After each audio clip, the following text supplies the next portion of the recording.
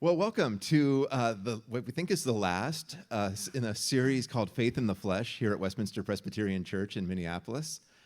My name is Matt Skinner. I'm on the staff here at Westminster, and we're joined today by the Reverend Margaret Fox, who is our brand spanking new, still has the tags on, Associate Pastor for Adult Ministries. That's right. I get that correct? And we thought we would add one more of these. The format is different. We're actually doing this live in the recreation room at Westminster. We're on the live stream.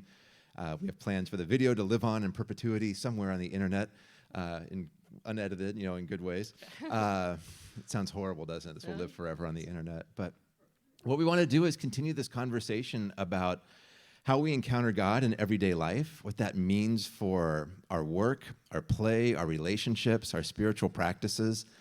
And it's been a lot of fun for me to have these conversations. I've learned so much, not just about people that I've talked with and people in the conversations. I've actually learned about new practices I'm trying to put into place or things that I'm trying. So I'm thrilled to have one more opportunity to do this. So thanks, Margaret. Yeah, thank you. Really, really glad to be here. And I'm looking forward this fall to opportunities to hear from you, to really get to know the faith and the practices of Westminster. And so I'm excited to have a chance for you to get to know me a little bit better today as we get started. So. Yeah, it seemed a great introduction to you. We could have done like a Q&A or, tell us about your dog or tell us about, I could, 30 minutes. The most embarrassing moment. But instead, we want you to lead us in this conversation about how we think about our own spirituality.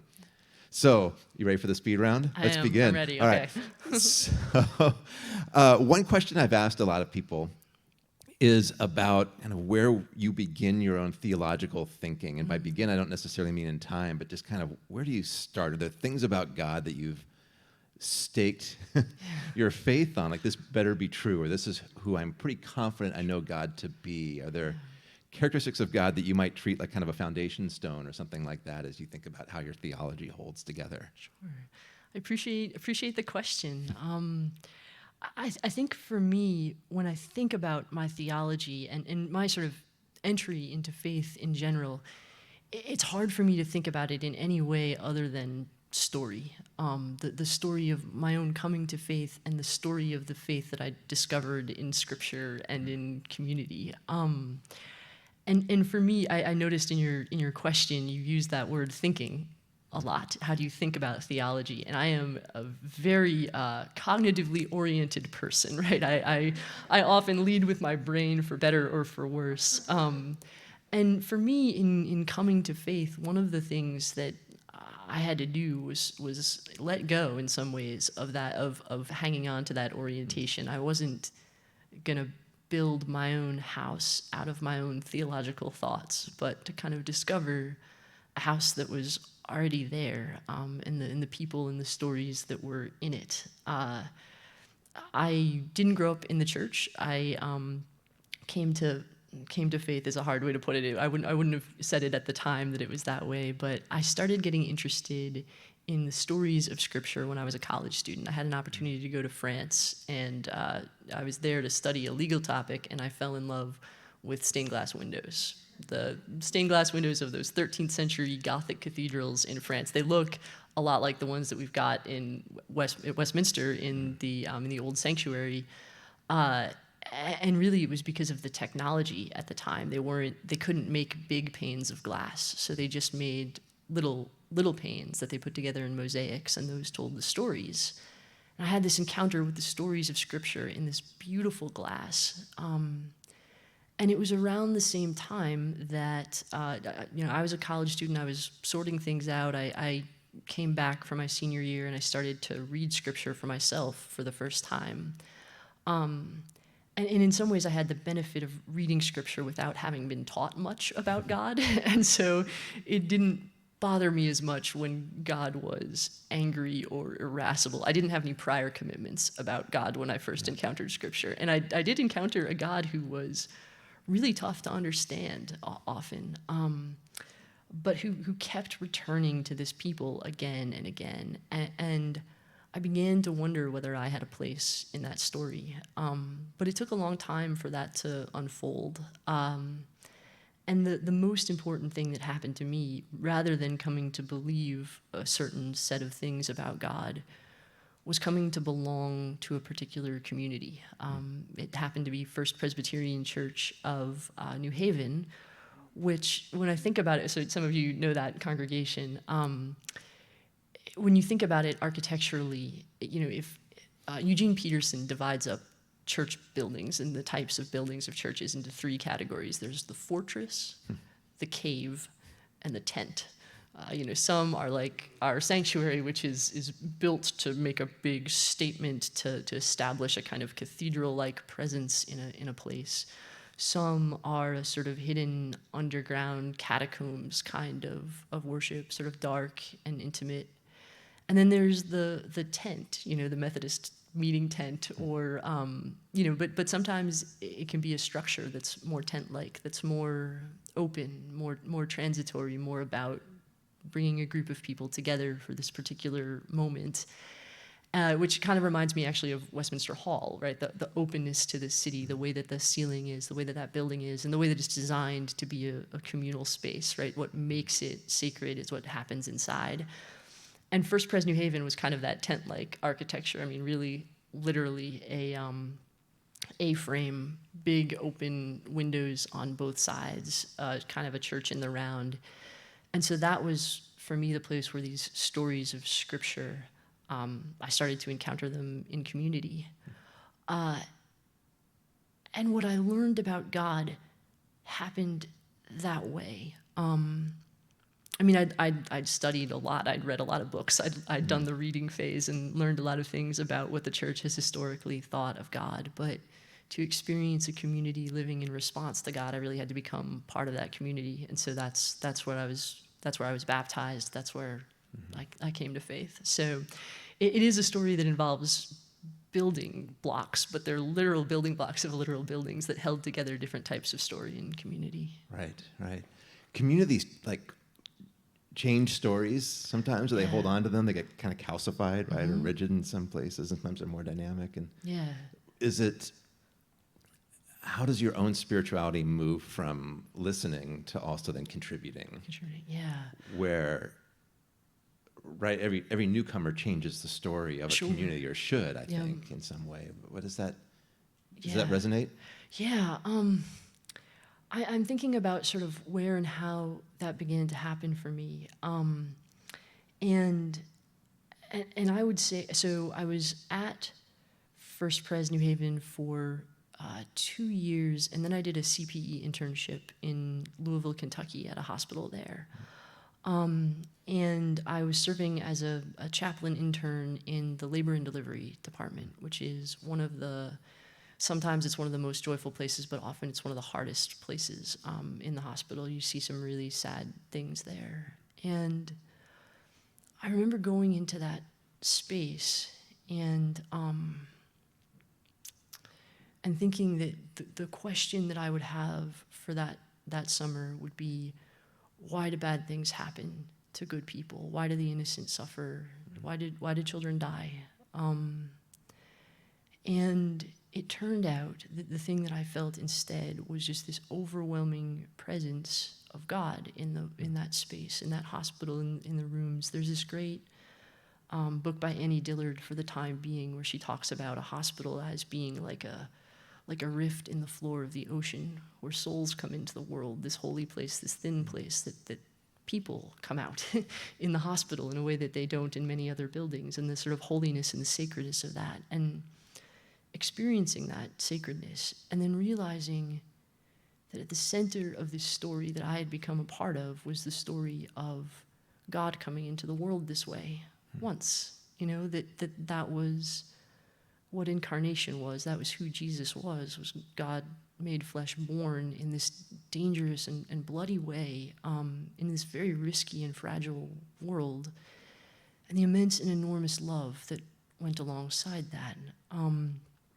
And I returned after that to the community at First Pres New Haven, and to the community of divinity students that I was a part of who were training for ministry, with my theology shaped in a really different way, in a really different relationship to the story. in some ways it was an entry into orthodoxy, because for the first time I had this sort of deep-seated gut-level commitment to one of the core tenets of the faith that hadn't been there when I just thought about it. But incarnation really meant something to me.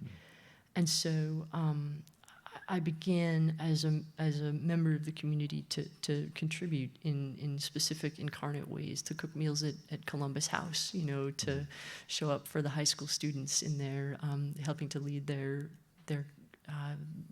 Sunday school curriculum, and really paying attention to the ways that the community that I was a part of let me live out that incarnate side of faith. Yeah. So, yeah. You've talked about holy places now, I think, a couple of times or several times. And some of those are, can be a cathedral, can be, you said something like what makes a place holy is what happens in it around worship. And you talked about the hospital being this holy place.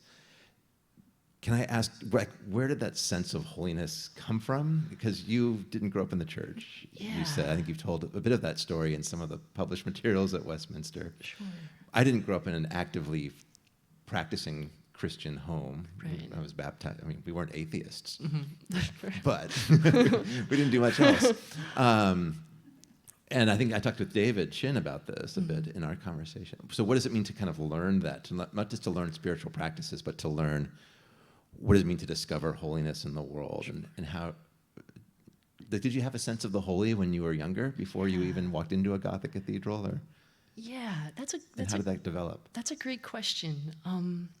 It was not explicitly in Christian language. I mean, we had a Christmas tree and the Easter Bunny came, but that was about the extent of my family's That Christianity. sounds like you might have been my neighbor. Yeah, but I do think that my family imbued in me a sense of wonder and reverence and awe for the natural world, and a sense of the importance of life in community. I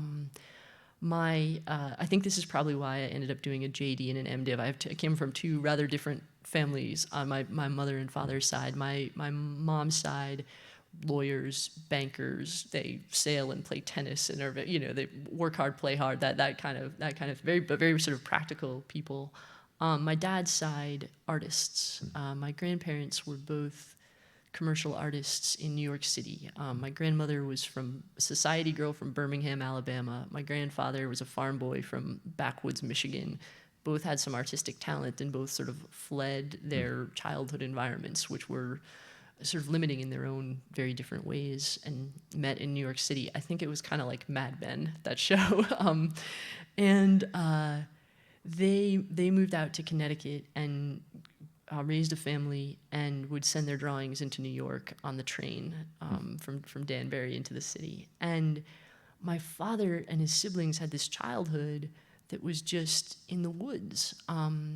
And the house was full of drawings, and my grandparents were full of stories. And so there was this real sense of exploration and wonder in the natural world, the kind of appreciation I think that you get for the world from observing it. As an artist, you're an observer of the world. And I think that shaped my dad and his siblings, and it shaped me growing up and visiting them as a kid. And the woods around the house where they lived, that was sacred ground for my dad. He had named the places, and he would tell me stories of the things that had happened there.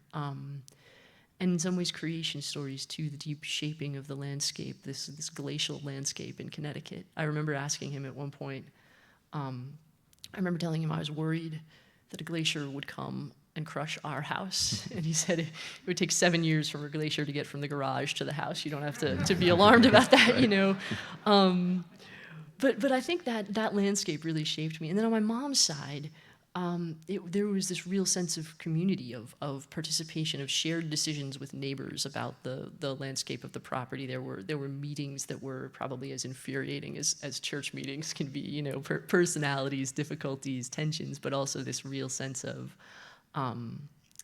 the importance of belonging in a neighborhood, in a community. And so I think those things did come together for me. I think I was primed, should we say. But then really receiving from the windows this entry into this particular set of stories that I just found so compelling. Yeah. Yeah. Then Can you talk a bit about that sense of community and belonging versus kind of an individual spiritual approach? Obviously, the church historically has had ways of cultivating both, right? Kind of a robust spirituality that's very much about isolation and getting away, Right. but also one that's deeply embedded in the life of communal living and service and things. Yeah. Can you tell us, give us some, what does that look like for you? Put some flesh on that, Sure. the faith in the flesh sort of thing. Community. Yeah, what does that look like for you? Or do you find those bleed into each other, or do you need alone time? Do you need kind of group time? I am right on that line of introvert and extrovert. I learned a new word at the staff retreat we had last week, which was ambivert, and I think that's sort of right where I am. And I think my spirituality really kind of is that. I definitely find I need some regular rhythms for quiet, for centering, but also need some communal worship. I don't know if anybody else says this, but one thing I really enjoy about presbytery meetings, or at least in the presbyteries that I've been to, is that common worship piece of it. That ability to go to worship not just as a leader, where you've got all the moving parts in your head, but as a participant with fellow laborers in the field. With the ministers, the elders of the region. That's always meant a lot to me, to be able to worship communally with other folks. And then within my life as a minister, having communities of other pastors for support. There's a group of women for my first presbytery. We still do a Zoom book group once a month, and it's just a connection with them is really important. Because I think that spirituality is both of those things. It's not just me; it's also us. And then you mentioned the law degree. Sorry, sure, which has to do something to how you think. You said you don't always think about faith as thinking, but that's part of your skill set, part of the way you approach the world, probably, or at least it's influenced it. How does that connect to faith? Or not? So, some of my friends from the law school are the ones who are really doing the Lord's work, who were the ones who were in the law clinics all the time. And one of my good friends, the one through whom I became a Presbyterian, actually, she's the one who took me church shopping when I was a first-year law student. She was for a long time the Associate General Counsel for the AFL-CIO. People who are doing real. I think you can do really good work with a law degree in the world. For me, my real sense of call was toward ministry. Once I got over myself and let myself think, gosh, this may actually be speaking to me. This may be weird as it feels, coming from secular New England. This may be a call on my life. Temperamentally, I'm more of a sheepdog than a guard dog, and so ministry felt like the right fit. And I'd already fallen in love with the stories. That was the thing that sort of academically got sort of settled in. But I did find that studying law shaped me in a number of ways, in the ways that I think about theology, in the ways that I articulate theology.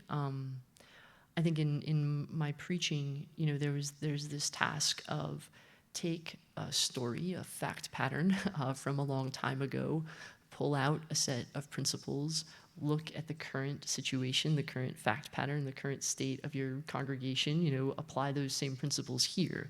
That sort of intellectual move is at the heart of both, I think, hermeneutics, homiletics, and legal reasoning too.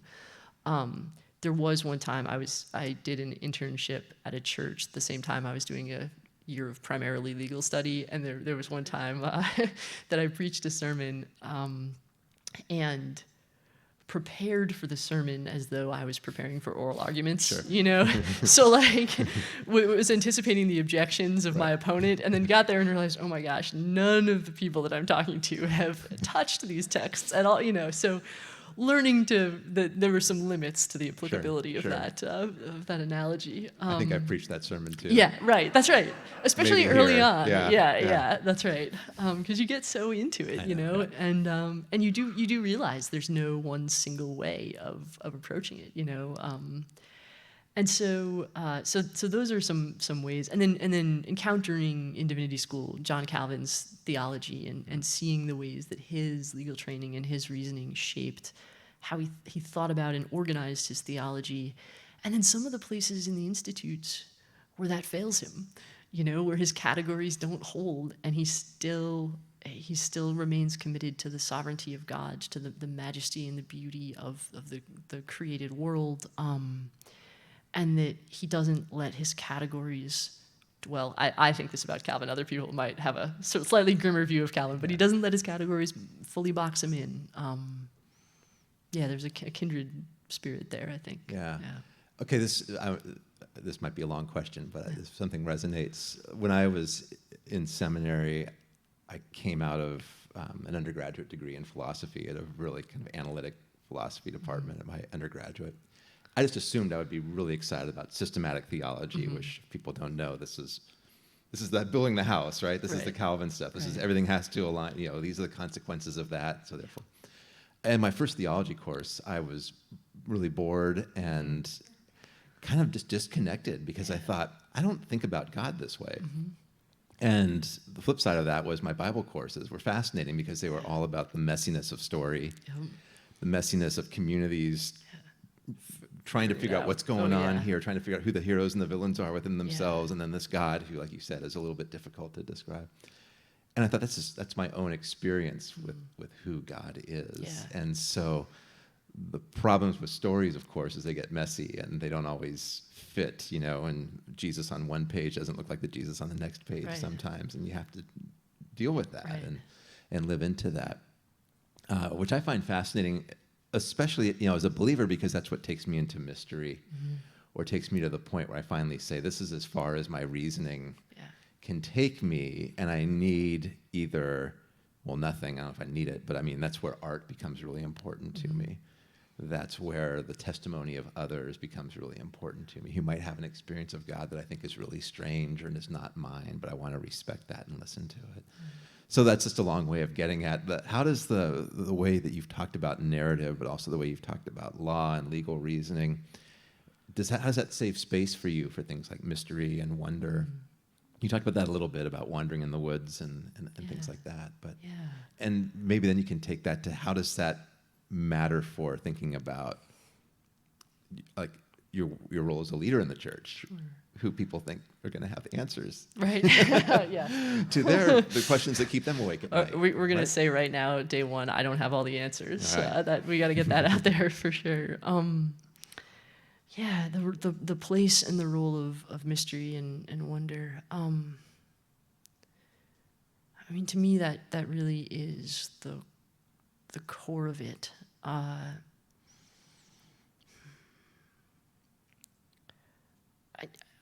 think for some reason the thing that's popping into my head, this isn't how I intended to answer any question like this, but I'm thinking about the feeling of the Advent season. This space of waiting for something together, and this place of being between, I don't know whose phrase this is, but between memory and hope. The sort of the memories and the stories of the church being held in Scripture and then held by particular congregations. The learning the stories of Westminster is going to be one of my first tasks here. Hearing, getting to know you and your stories and the story of this place and its role in the city. But then also that sort of longed for expected future, that long expected Jesus. I guess that's where that phrase is coming into my head. And the sort of the mystery and wonder of the present, which is the flip side of the anxiety of the present. The anxiety of not knowing. I mean, I think especially right now in this moment of coming out of COVID, what's next for our lives individually, for our working lives, for our families' lives, for our life together as a congregation, and there's something about the way that faith takes that place that could be this place of existential anxiety and opens this door to looking at that in terms of wonder and mystery and hope for what might be next. And so, and in the ways in which that connects to leadership, I think there's a real need for attentiveness to the present moment. Not just for. I mean, there's a need for planning for the future, and I do sense that this is a planning congregation, right? That's my experience of Westminster so far. But I really appreciate. I mean, Matt, some of the ways that you've done this ministry, especially coming in right before COVID and opening it up to things like this Faith in the Flesh conversation series, where the congregation can stop and take a breath and hear from one another, about what it is that faith means. And so I really, as a leader here, want to begin with that sense of beginner's mind and that sense of attentiveness and wonder to getting to know this place. What is sacred and holy in this place and in this community, and that's how I intend to begin. Yeah. Maybe we should have started with this question, but it's, what is spirituality in the first place? Yeah. What are we even talking about here? But maybe the way to get to that question is there advice you would give to somebody who said, I'm trying to figure out how to cultivate a more robust spiritual well-being in my own life, which, as we've talked about throughout the summer, I think that's always a very personal, individualized thing, and sometimes things that work one year don't work the next year or week to week. But how would you even start? What advice would you give to help somebody even think about starting what that could look like for them? I mean, especially when you talked about attentiveness and community and listening. And take it from there. This is something that I always wanted somebody to sit down and share with me, kind of as a convert. Not having learned how to pray as a kid, not always feeling anxiety if I was, when I was new to faith, sitting around a table, if I was going to be asked to say grace, not even knowing how to do that. And I think there's a real sense of one of the real sort of obstacles to spirituality is the sense that there is some known right way to do it, a prescribed way that is socially acceptable. But another obstacle is never talking about it at all, and saying that it's so private that it's just going to be individual to each person, and you never get to learn or hear in a sort of safe and comfortable space how other people connect with the divine. So I often, my bent is to try to do it comprehensively and right. There was a while where I was serving a church with a very high liturgy that I was doing the daily office at every step, reading every single scripture from it every morning. And sometimes that was very life-giving and helped me connect with that community, and sometimes it was rote. In terms of giving advice to somebody seeking to have a sort of deeper spiritual life, I think the thing that I would say would be do it, and do it small at first. Start small in the beginning. Take a moment, take some time, pause, center, close your eyes. It can happen any time, anywhere, and sort of learn in a small and steady way to cultivate your connection to the holy. So this happened to me last night. I'm going to use a story that'll make it a little more concrete. So last night, I was getting ready for today. I was thinking through, anticipating questions that might come my way. I realized I've been trying to catch up on my colleagues' faith in the flesh to hear, what other people had shared, and I hadn't gotten to all of them. And so I was listening to Elena's on double speed. You can, so I could get through more in that right amount of time. So she was talking about her spiritual practices, the things she reads in the morning. I was taking notes. And then all of a sudden, the lights went off. And Elena kept talking, but the power was out. And then after a minute or two, the lag time on the video stopped. And so I couldn't watch the videos anymore. And I realized that there was a storm. I hadn't even noticed the storm. And B, that my power was out. And so I had to stop frantically preparing and start being present in the moment. And it was this offered opportunity for me to learn, and I guess we're back to buildings, to learn what the building of my house is like, right? When it doesn't have the lights, even when I've had the lights off in my house, when it doesn't have the lights from the appliances there, when it doesn't have the sound of the mechanicals in the basement, when the light is the light coming in through the lightning in the windows, and the sound is the sound of the storm. and that what I needed to do to respond to that moment was to sit in the silence of that and experience what was coming from without, and that was the spiritual response to that moment.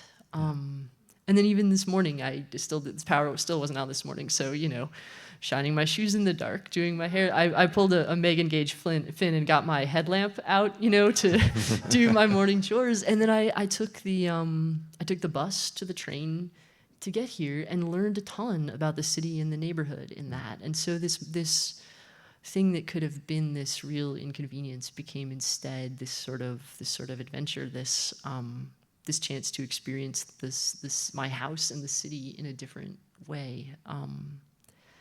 So I guess to say there's a lot of spirituality that's about perspective taking and shifting. And sometimes I'm able to have the kind of robust spiritual practice where I can control that I shift myself out of the productivity mindset and into a more connected space. And more often it just happens to me, like the storm last night. Right, right. Yeah. Yeah, attentiveness. That's what I hear a lot of that. Yeah. Right, and we don't always get to set the conditions No. for what that's going to look like. Yeah. Thank you so much for this. I'm sure there'll be many, many, many more opportunities to learn about these topics from you. But this is a great start. But thanks for your honesty and for being here, Thank listening you. to God's call to come here. Yeah. I really appreciate this opportunity. I've never been interviewed after I've already gotten the job. Yeah. So Surprise. haven't been installed yet, yeah. but yeah. What we want to do now is open it up. So this isn't just, like watching a video, but we've got about a half hour left to have a little bit of conversation. And we have some questions for you. And if there's some feedback, we'd love to have that. There'll obviously be more opportunities to get to know Margaret, but we want to continue the conversation, particularly around spirituality. And so if you've watched any of these videos online and read the questions there or been to any of the gatherings, the first question has always been the same, which is there something that you heard today that struck you as either really compelling or meaningful or interesting, kind of the one thing that's sticking in your mind? Margaret didn't want to ask this question because it was like, what is this about me that you remember? Yeah. So I'm asking it, and if you would, just maybe to turn to one person or two people next to you and just take no more than 2 minutes between the two of you, just what was that thing that you heard that you thought was compelling or interesting? People who are online, you're welcome to type it in the chat if you would like to, and if people in the chat want to communicate something, I've got that in front of me also. But if you're willing to do that, just take 2 minutes, just where you are, and one thing that caught your attention as particularly meaningful or interesting, maybe even scandalous or problematic, but just the one thing that's in your mind.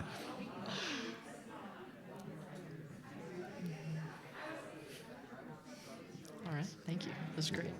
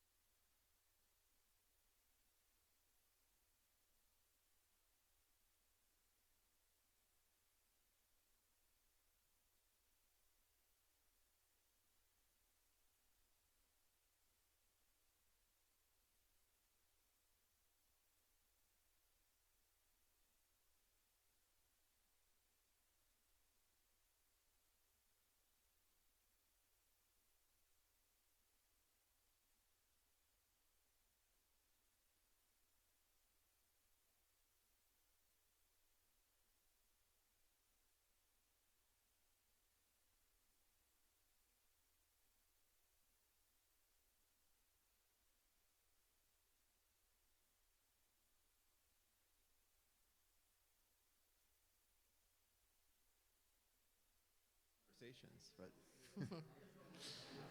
we do have more questions. Are you going to ask people to share anything? Are you going to ask people to share anything, or should I just go right into it? Okay. Right. All right. So yeah. Next question. Okay. And this is an early experience of just listening to people sort of talking about you as you're, you know. No, it's fun to hear the buzz, and I just one of the pieces of feedback that I've gotten about this series is just how much it's generated and evoked hearing people share some of what faith means to them. I remember hearing this last week after listening to Kenny's with you all, and it's just wonderful the way that people's individual stories can get you kind of talking. I mean, one of the things that I would love to hear from you guys, I talked a lot about sort of the role of place for me in my own kind of spiritual formation. I would love to hear from you about places that have been sacred or holy places for you, whether at Westminster or other places. If anybody would be willing to share that, I'd love to hear it.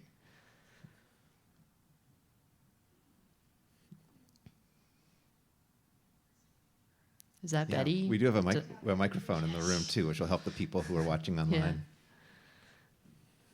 Yeah. Well, like your father, my sacred place has always been in the woods, but mostly by a babbling stream. That energy of the water moving and the splashing over the rocks and the glitter of the sun and the sun coming through the trees and that just awakening to the world, that's always been my sacred place.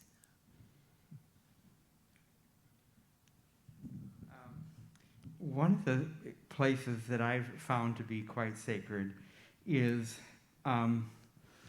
particularly being with family members and other community members in times of crisis. I find sometimes times of crisis can be real sources of spirituality. And I think of situations where someone's either severely ill or like when my dad was dying or whatever.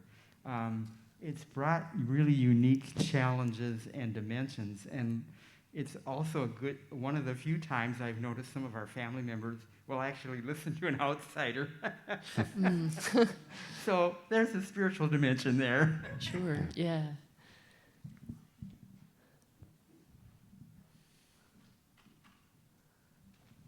I have one I like to share is when we were visiting Westminster, and we had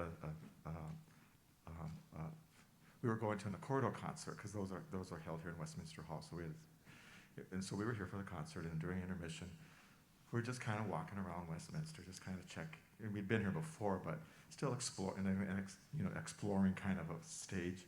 And so we were looking at the artwork, and then all of a sudden I noticed that the light in the chapel was on and the door was open. So we went in, and it was an experience that just took my breath away because it's dark, completely dark, but that light is shining down on the cross and the Bible. And it just was just so moving. And I thought, well, one, it was a very holy place and just a sense of spirituality in this place. But then I thought, that's, the idea that it was just, they weren't using it, it was just open, and that light on it was very powerful.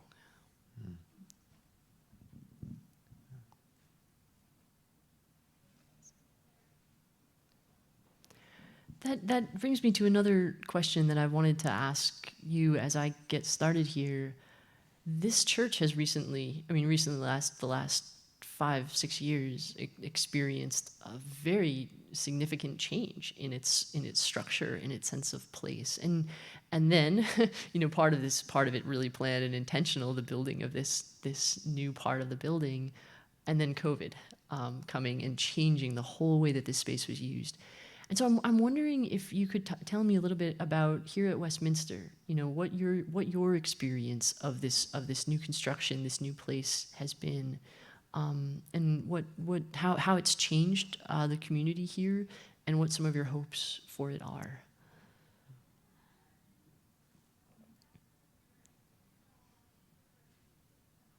Or fears. You can share that too.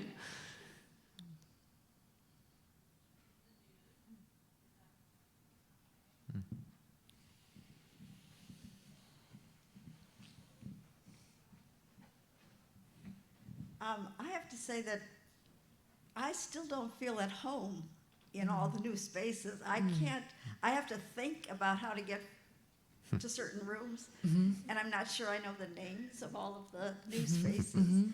So it doesn't feel like coming home the way the old building, and I still go to parts of the old building just to take a deep breath and say, Yeah. I know where I am here. Yep.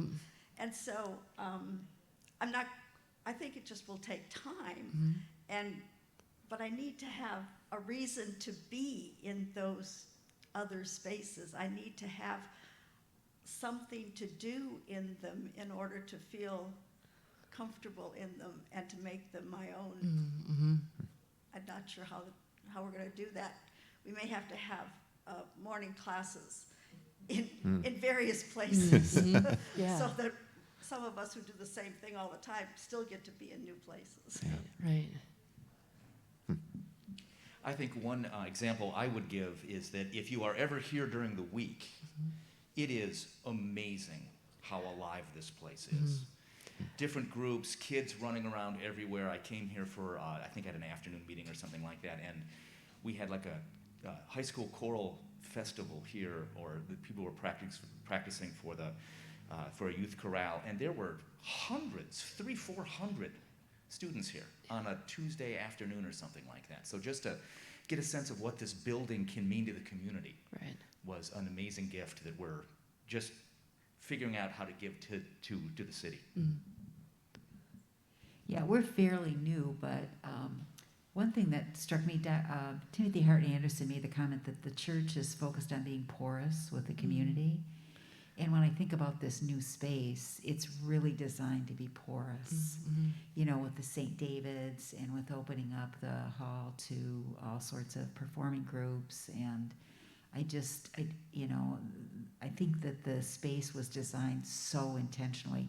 And it is very confusing. I mean, the space is, we're new here, and I'm not very spatial to start with, but it's, I wouldn't want to navigate myself around in the dark, that's for sure. Yeah.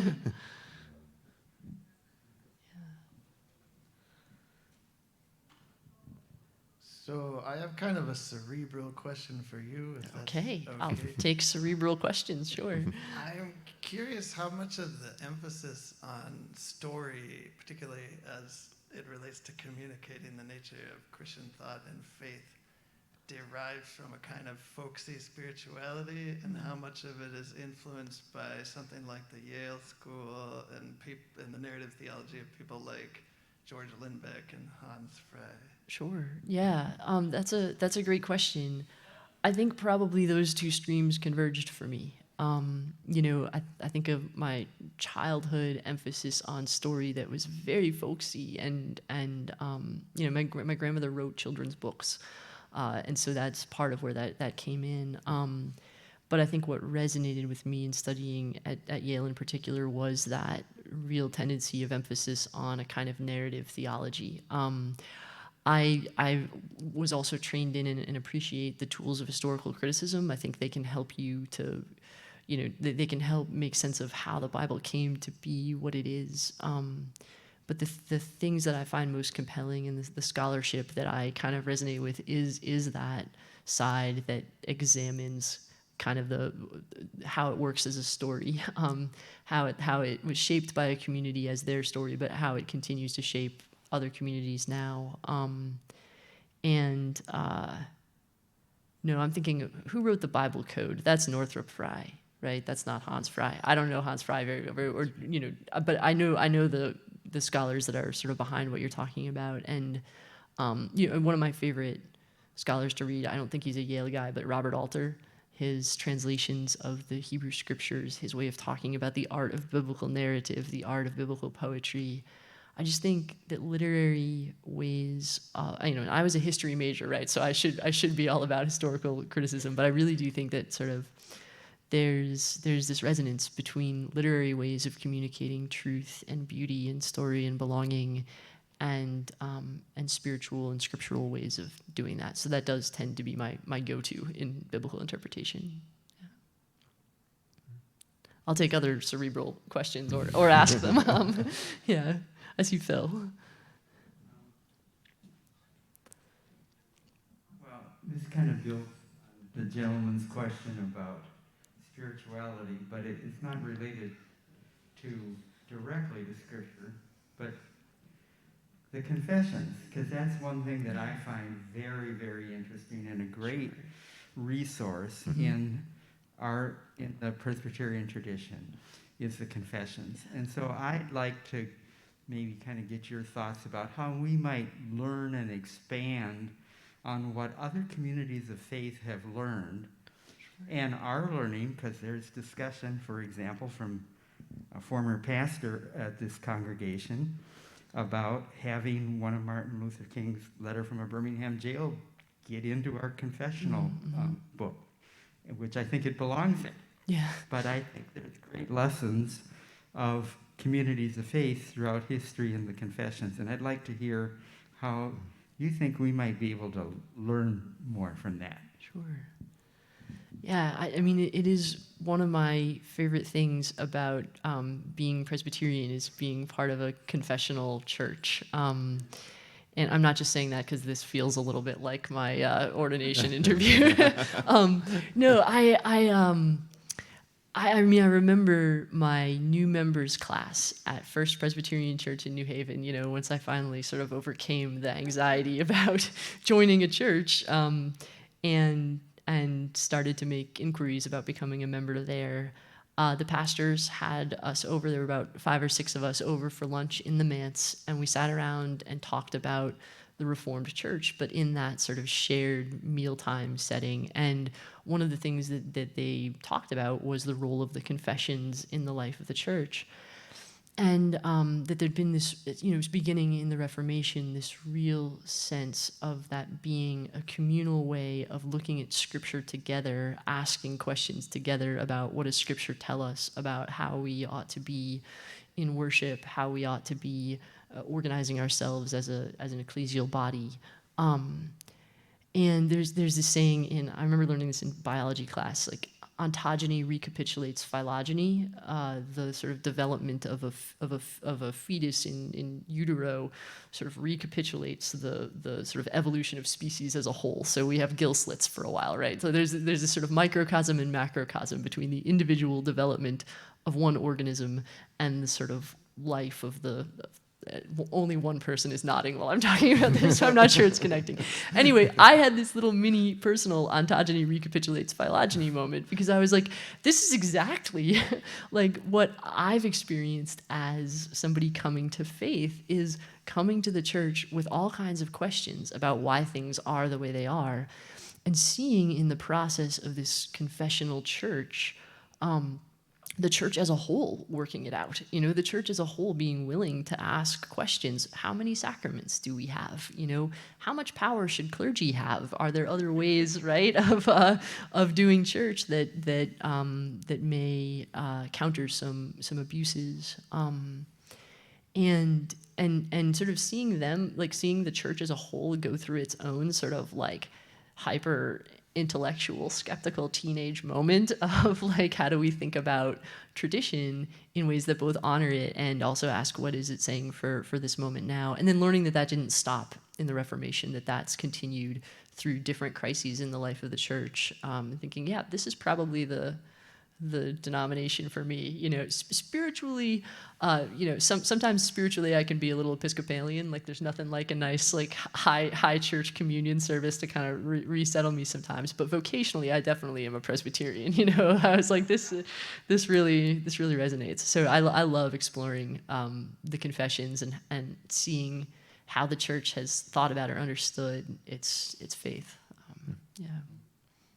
Other In the conversation you've had, I don't know if the word story or stories has come up 2 or 3 dozen times. Okay. What are the specific 2 or 3 stories that sort of tilled the soil in you spiritually to really make you think there is more there than you ever realized? Yeah, thank you for that question, and I think it does help to be specific there.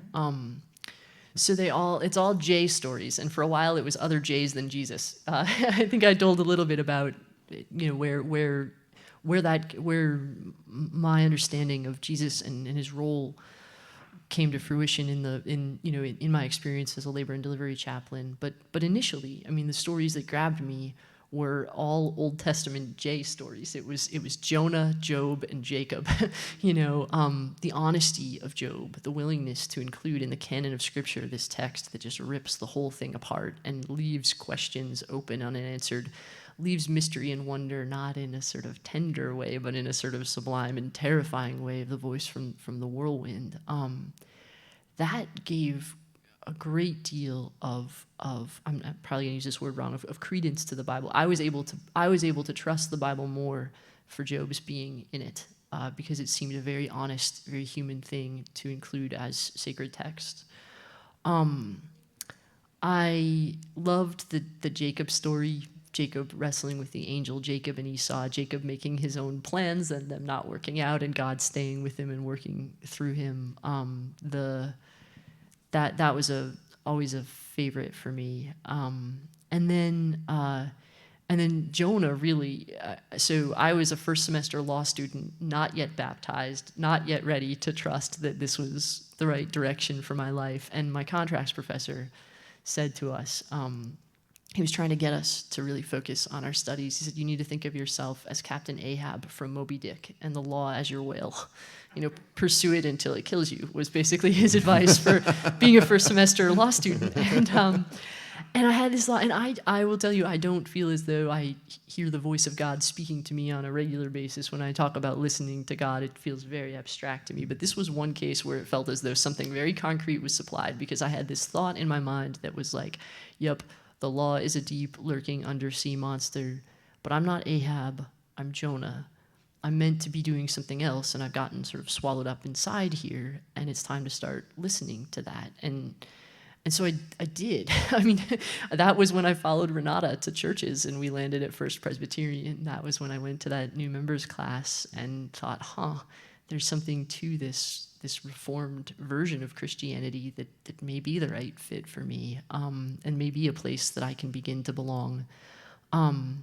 And it was through that conversation that they said, oh, you want to be a new member? Well, you got to be baptized first. And I thought, oh gosh, okay.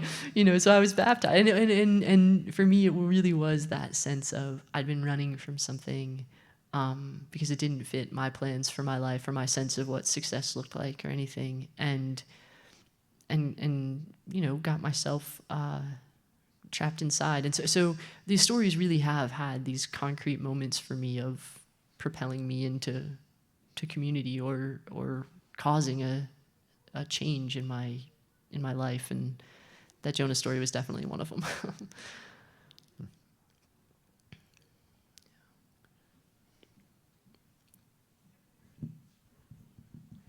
I'm curious what story is alive in you at this time? Yeah, it's a good question.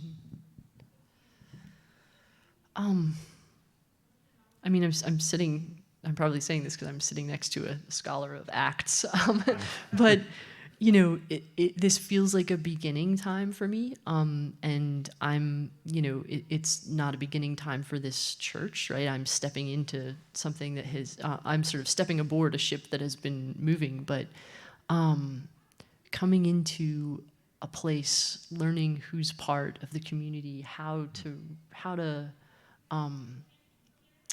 to work together with the staff and the leaders here, how to be attentive to the movement of the Spirit in this place as I begin. I would say probably that's the theological in for me right now. A very focus on community, on church, and Acts is also. Church in the midst of a time of difficulty. It's not an easy road for the. It's not really even church yet. It's sort of church learning how to be church. But that I would say has been kind of my way in right now, and the story that is kind of helping to shape and guide as I begin here. Yeah. We have about 5 more minutes. Yeah, and I don't we have mind an that we've announcement turned the to end. questions on. Yeah, no, that's right. Any other questions for me? Those seem to have been going better than the reverse. I was fortunate enough to sit in on a adult education presentation that you gave during sure. the interview process. Yeah. One thing that I was struck by was your sense of, hey, we're all going to learn something together here. We're all going to move towards a goal. It wasn't, I've got knowledge to impart to you, and so sit down and you can ask your dumb questions later. It was really, you were really very gracious in terms of walking alongside the other people in the class. I'm curious, you just talked about Acts. What are some other elements of spirituality or of learning theology that you would like to explore in your ministry here? Yeah, I mean, that's actually probably a pretty great segue into what we're thinking about for this fall. I do have a bent towards being playful and participatory in the ways that I enjoy being a leader within conversations like this. What I did for the APNC was we played a little Bible game. The purpose was to get a picture together of the arc of the story of Scripture, but also to overcome some of those. A lot of people tell themselves a story in their own head, which is, I know nothing about Scripture, and I hope nobody finds it out. There can be a lot of anxiety around the sense that you have to have a certain level of content knowledge of the Scriptures, and I do actually think that that's building content knowledge of Scriptures is an important goal of adult education, right? It's great to have a better sense of the story by staying in it and studying it, but we often let ourselves let our own anxieties kind of get in the way of that. And so I had people write down stories on little scraps of paper, put them in bowls throughout the room, whether if they thought that they were maybe stories from the Torah or stories from the prophets, stories from the wisdom literature, from the Gospels or the letters or Revelation. And then we just observed as a group kind of what we had come up with, what stories landed in what buckets. There was a mystery bucket for if you knew a Bible story but you didn't know where it came from, and it was a way without any pressure on any individual participant, but to come up together with a sense of the story as a whole. And people, I think, realized, oh gosh, I know more Bible stories than I thought I did. And so I would love to do some playful participatory things like that. But in terms of what we're thinking about for this fall, and these are really, Matt has come up with some really brilliant kind of groundwork for this, but a series called Owning Your Theology that would follow up on Faith in the Flesh and be a chance for participants in the class to begin thinking in sort of similar ways to the ways that these conversations have gone. Am I getting that right, Matt, in terms of this is your brainchild and your baby. Well, it came out of the Adult Ed Council in the several months ago, actually, I think back in like February or March. But yeah, to think about how theology affects our everyday life. And so we'll revisit some big theological topics that we like to talk about a lot, of course, in adult education. But think about, what are the trajectories of this? Where does that take you? If you believe this, what does that open up? Or what does that, historically, what does that cause problems in the church's existence? And just to acknowledge that really our theological, I'm going to use the word thinking, or feeling, or orientation, right, really plays itself out in how we plan for the future, how we spend our money, how we treat people, and just to kind of re-examine some of that, but with space for that to be not, here are the 10 rules you have to follow, although there's a famous list already. Yes. But rather, how do you think about that for yourself, right? Where do you begin? Where do you, and what's the limit of where you're willing to say, I don't really know what happens beyond here. And to explore some of that around some traditional topics and some newer ones. I don't know, that's kind of, we're still working everying out. People have asked, like, what does this mean for you, Matt, with Margaret here? And I'm like, well, it means I have somebody to work with. That's great. So, so we are joyfully figuring out how we're going to parse everything out. And the one piece, we were trying to figure out how to organize the structure of this, because owning your theology is a big topic, and how to sort of structure it. And the youth, for their confirmation curriculum this year, are doing a series called Big God, Big Questions. And it's organized around the 4 questions that are baptismal questions, that if you're baptized as a baby, somebody else answers on your behalf. And if you're confirmed or baptized as, when you go through confirmation, you answer those questions for yourself. Or if you're baptized as an adult, you answer them. And they're there are ways of sort of pulling theological topics out of those questions. And so for our curriculum this fall, we're not going to ask you, it's not going to be confirmation for adults, right? Many of you have already done that, but it is kind of going to be confirmation for adults, right? It's going to be a chance to work through some of these basic kind of baptismal questions, but tease out the theology that comes from them. Does that... Yeah, I think we're on the same page. We have to have we're meeting again soon to figure Yeah. this. I was on retreat this past week, and Matt's headed off to drop Sam off at college. Taking Sam to college. Yeah, and I'm excited for that as a way to, I love that last week, my first thing I got to do in worship was help with a baptism, and to begin with baptism with you guys as the sort of this basic starting point of faith, and to do it as a chance to really hear from you about your theology, for us to explore together how that impacts how we live our lives. And even though we're borrowing the structure from the confirmation curriculum, probably nobody here but is living the same faith that they did at the time of their confirmation, right? Like it's a growing, dynamic, changing process. So I'm really excited to work through this with you guys this fall. Thanks again. Do you want the last word? Oh gosh, I'll give you the prerogative of the last word. Oh, well, yeah. Worship starts in 13 minutes. Oh shoot, I am so late. You gotta get going.